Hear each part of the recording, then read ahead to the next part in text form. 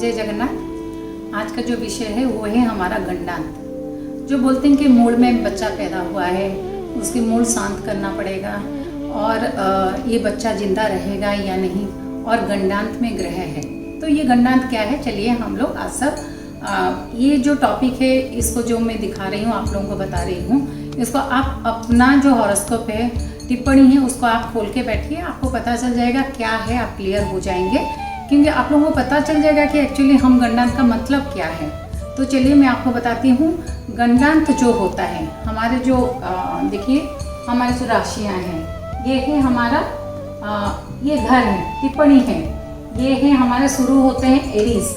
Aries मतलब हम अगर बताएंगे तो यहाँ से हम मेष, वृष, मिथुन, कर्क, सिंह, कन्या, तुला, वृश्चिक और धनु, मकर, कुंभ और मीन, ये 12 राशियाँ हैं। ये 12 राशियाँ आपको दिख रहे हैं। तो ये है कि हम 12 राशियों में हम किसको गंडांत बोलते हैं। हमारे यहाँ से जो है ये हमारे जो अग्नि तत्व राशि है, अग्नि तत्व क्या है, ये मेष और सिंह और धनु, मेष, सिंह, धनु, 1, 5, 9, ये तीनों जो है अग्नि तत्व है।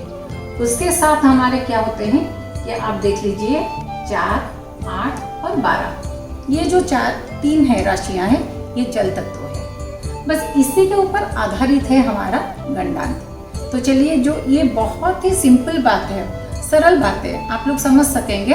देखिए ये जो हमारा अग्नि तत्व 3 है और जल तत्व 3 है।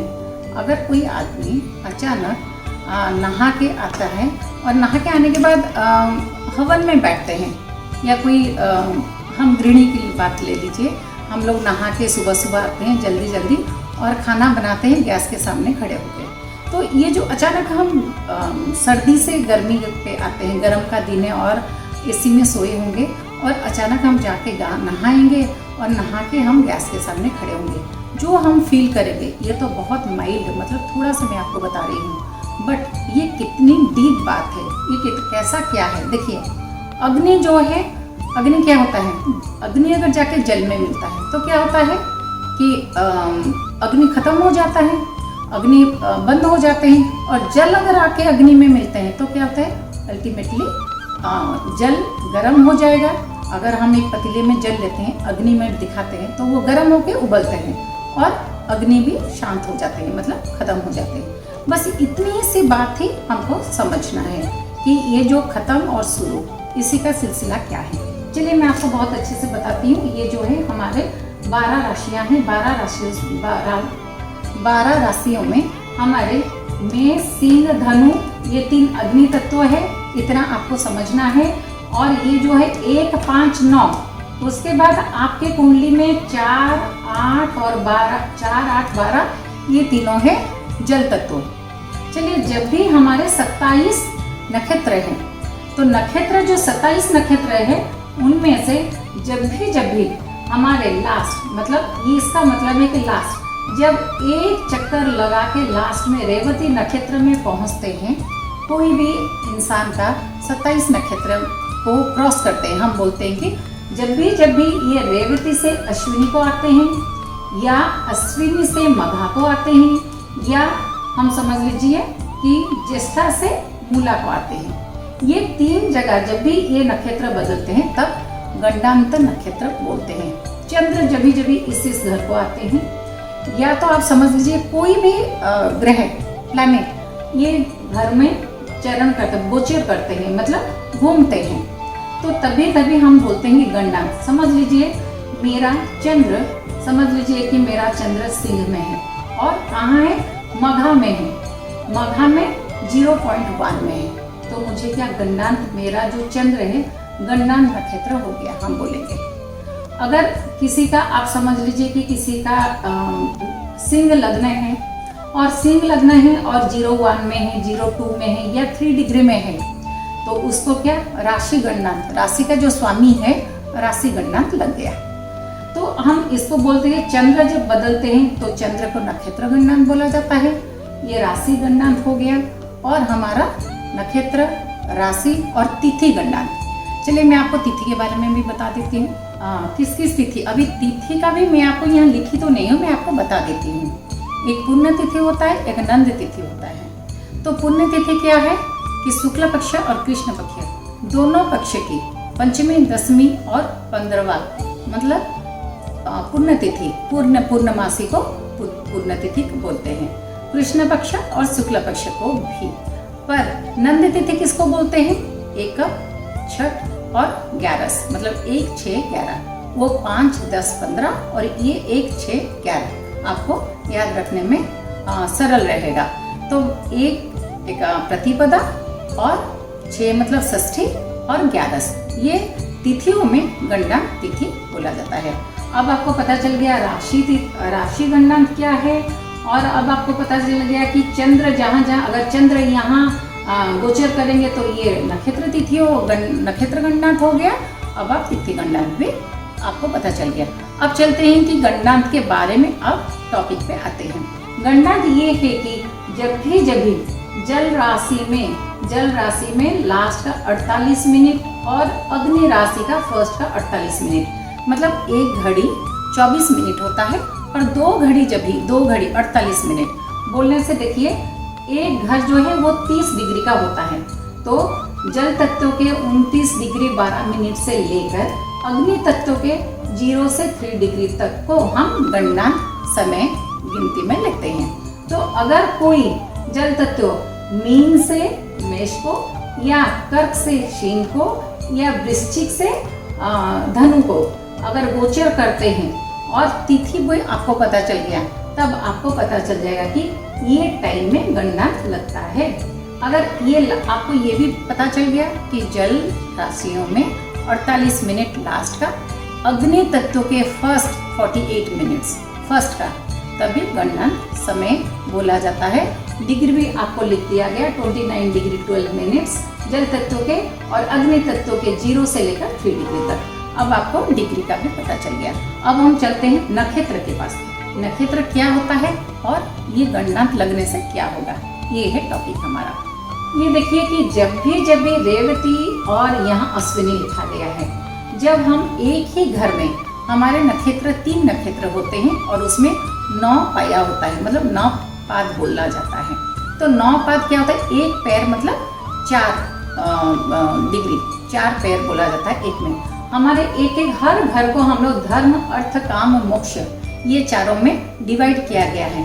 तो देखते हैं धर्म किसका है? बृहस्पति। देखिए यहाँ देखिए फर्स्ट हम लेते हैं, जब भी मीन से मेष को हम लोग किसी का गणनांक बोला जाता है तो पहले हम चेक करेंगे कि यहाँ गणनांक कहाँ है। अगर चंद्र यहाँ से यहाँ है गणनांक, नक्षत्र गणनांक रखा है तो नक्षत्र गणनांक मतलब लास्ट का नक्षत्र रेवती के 29.12 से लेकर अश्विनी के 0 से 3 डिग्री तक लगेगा गणनांक। तो चलिए ये देखते हैं। और यहाँ चलते हैं कि अगर हम कर्क के 29 डिग्री 12 मिनट से लेकर सिंह के 0.3 डिग्री तक लगेगा, और वृश्चिक से 29 डिग्री 12 मिनट से लेकर सैजिटेरियस के 0.3 डिग्री तक लगेगा। अब देखते हैं कि रेवती लास्ट मीन से जब अश्विनी को आते हैं तब अब देखिए पूर्व भाद्रपद बृहस्पति का नक्षत्र, ये जो 4 यहाँ जो 3 नक्षत्र है और यहाँ जो 3 नक्षत्र है, ये लास्ट का नक्षत्र। पहले यहाँ 3 नक्षत्र क्या क्या होते हैं? पूर्व भाद्रपद मतलब बृहस्पति, उत्तर भाद्रपद मतलब शनि जी का नक्षत्र, फिर रेवती क्या है? बुध जी का नक्षत्र, तीसरा नक्षत्र बुध जी का, और यहाँ अश्विनी केतु जी का नक्षत्र हो गया। मतलब आप देखिए हर जगह में अगर यहाँ कर्क में कोई गोचर कर रहे हैं तो पुनर्वसु पहले यहाँ 3 नक्षत्र रहते हैं कर्क में, पुनर्वसु बृहस्पति जी का, और यहाँ देखेंगे शनि जी का एक नक्षत्र, अश्लेषा भी ये पुष्या शनि जी का, अश्लेषा क्या है ना बुध जी का, और मघा जो है केतु जी का। आप देखें तो देखिए, और यहाँ जब स्कॉर्पियो से मतलब वृश्चिक से कोई धनु को जाते हैं तो वृश्चिक का जो 3 नक्षत्र है वो है विशाखा मतलब बृहस्पति जी का, अनुराधा शनि जी का, ज्येष्ठा बुध जी का, और मूला केतु जी का। तो ये 3 मतलब ये विशाखा अनुराधा को क्रॉस करके जब ज्येष्ठा के लास्ट 29 डिग्री 12 मिनट से लेकर मूला के मतलब केतु जी का मूला फर्स्ट जो 0 से 3 डिग्री तक को हम लोग गणनांक बोलेंगे। तो धर्म, अर्थ, काम, मोक्ष कैसे हमारे काम करते हैं यहाँ देखिए धर्म जितना भी यहाँ विशाखा है बृहस्पति जी का, ये पुनर्वसु है बृहस्पति जी का, और पूर्व भाद्रपद बृहस्पति जी का। हर में बृहस्पति धर्म, जो अनुराधा मतलब शनि अर्थ, काम कौन है, कामना जो देते हैं वो है बुध, और मोक्ष जो देते हैं वो है केतु। इसलिए जब भी यहाँ कोई भी गोचर करते हैं तो लास्ट क्या है, ये तीनों नक्षत्र को भुगत के लास्ट मिनट में बुध जी के नक्षत्र से केतु जी के नक्षत्र में आते हैं। तो बुध जी क्या है, बुध जी का जो नक्षत्र है वो है नॉलेज का नक्षत्र। लास्ट में वो नॉलेज में पहुंचते हैं, नॉलेज से लेकर मुक्ति के तरफ चलते हैं। तो यहाँ प्रॉब्लम क्या होता है, जब भी कोई बच्चा पैदा होता है तो यहाँ एस्ट्रोलॉजी में बोला जाता है कि यहाँ ये अपना कर्म मतलब पिछले जन्म का पूरा कर्म खत्म करके, हम बोलते हैं ना पुनर्जन्म होते हैं बोल के, पुनरसि जननम पुनरपि मरणम पुनरसि जननी जठरे जननम, मतलब हम बार बार फिर मातृगर्भ में पैदा लेते हैं। तो यहाँ हम बोलते हैं जब भी यहाँ बच्चे पैदा होते हैं तो क्या होता है, यहाँ तो कुछ बच्चे मतलब आगे बढ़ते ही नहीं है, कुछ बच्चे तो मृत हो जाते हैं, कुछ बच्चे मर जाते हैं। और आगे जो बच्चे, कई बार बोला जाता है कि मूल में पैदा हुआ बच्चा जिंदा नहीं रहता है, इसीलिए 27 के दिन के अंदर 27 नक्षत्र 27 दिन के अंदर उसकी मूल का पूजा कर लेना चाहिए, ताकि वो नक्षत्र शांति हो जाए, वो जो तिथि है वहाँ का जो नक्षत्र का स्वामी है वो शांत हो जाए। तो चलिए ये नक्षत्र क्यों शांत होंगे, इसका कारण ये है कि जो बच्चा एक पिछले जन्म का कार्मिक, जो यहाँ इंग्लिश में हम लोग बोला जाता है कि कार्मिक नट, मतलब एक ऐसे है ये कर्म खत्म करके भी मुक्ति के तरफ जाना चाहते हैं, और दूसरा ये मुक्ति के तरफ खींचते हैं, तो दोनों तरफ खींचते हैं। तो वो बच्चा क्या होता है ना, जब भी जन्म लेने के बाद भी कई बार बच्चों को पिछले जन्म का याद रहता है। तो ये बच्चे होते हैं जिनको पिछले जन्म का याद रहते हैं, और ये बच्चों को कई बच्चे तो जिंदा ही नहीं रहते हैं, और जो बच्चे जिंदा रहते हैं इनको प्रेडिक्शन जब दिया जाता है बस सोच समझ के प्रेडिक्शन दिया जाता है। प्रेडिक्शन की बात मैं आगे बताऊंगी, अगले जो टॉपिक होगा वो रखेंगे, बहुत लंबा हो रहा है यहाँ। तो ये हम आगे चलते हैं कि ये जो कार्मिक नट खत्म हो जाते हैं, इसके लिए पूजा होते हैं, ये पूजा करना जरूरी है। और कौन कौन सा पूजा होता है, और ये जो गंडांत योग होते हैं, ये गंडांत योग में होने से क्या क्या किस को हानि होता है, वो भी आगे के टॉपिक में हम बोलते हैं। तो यहाँ का टॉपिक यहाँ रहा कि यहीं तक रहा कि ये जो बच्चे होते हैं इनको जिंदा रहना बहुत मुश्किल होता है, और अगर जिंदा रहते हैं, बहुत बच्चे जिंदा रहते हैं। मैं आपको नेक्स्ट एक हॉरोस्कोप को दिखा के मैं आपको बताऊंगी, कुंडली का विवेचन करूंगी, तो उसमें हम देखेंगे कि क्या क्या है। तो देखिए जब ये लास्ट चरण में मूल के नक्षत्र में पहुंचते हैं तब ये बच्चे कुछ बहुत ग्रेट काम करते हैं, वो बच्चे कुछ करके जाते हैं, और वो बच्चे हर वक्त बहुत कंफ्यूज में रहते हैं कि हमारा जो पैदा हुए हैं, हम क्यों पैदा हुए हैं, क्योंकि ये लोग पैदा होते हैं केतु जी के नक्षत्र में, मूला में, मघा में, अश्विनी में। तो ये जो 3 नक्षत्र है इनको सोचने में, केतु जी सोचने में मजबूर कर देते हैं कि मैं क्यों आया हूँ इस धरती पे और क्या करके जाना है। ये सोच में वो हर वक्त रहते हैं, और कि इनको मार्गदर्शन करवाने के लिए एक कुंडली कोई विवेचना करे, एनालिसिस करे कि उनका क्या है आगे का कर्म, वो बहुत जरूरी है, ताकि उनको मार्गदर्शन करवाया जाए, ताकि वो बच्चे आगे जाके बहुत अच्छे काम करें। वो स्पेशल बच्चे होते हैं, ये बहुत आप लोगों को याद रखना पड़ेगा। तो अब आपको, मुझे लगता है आप लोगों को कोई भी चीज़ यहाँ कन्फ्यूज़न नहीं है। गंडांत में जो पैदा होते हैं, मूल में जो पैदा होते हैं, बोला जाता है मूल में पैदा हुए हैं, क्योंकि मूल जो होता है मूला, मघा और अश्विनी, एक दूसरा नक्षत्र के लिए बोला जाता है।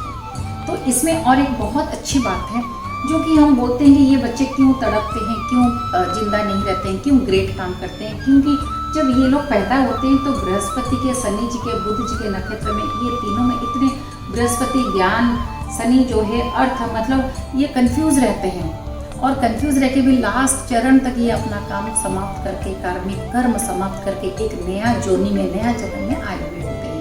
ये जो नया जन्म में आए हुए होते हैं इसीलिए इनको कंफ्यूजन रहता है, या ये आगे जाके क्या करेंगे, नया समाज के लिए क्या करेंगे, ये सोचते रहते हैं। क्योंकि केतु जो है मुक्ति का मार्ग, मतलब समाज के लिए करना सिखाते हैं। तो देखिए ये जब भी बुद्ध जी का जो सिंबल है, देखिए ये है, और जिनको भी बुध पड़ेंगे तो ये सिंबल में आपको सोने का धारण कर सकते हैं। और जिनको केतु पड़ेंगे तो ये केतु जी का है, तांबे में आप धारण कर सकते हैं, आपको अच्छा रिजल्ट मिलेगा। और इसके बारे में हम नेक्स्ट टॉपिक में बात करेंगे। गंडान जो क्या है आप समझ गए हैं।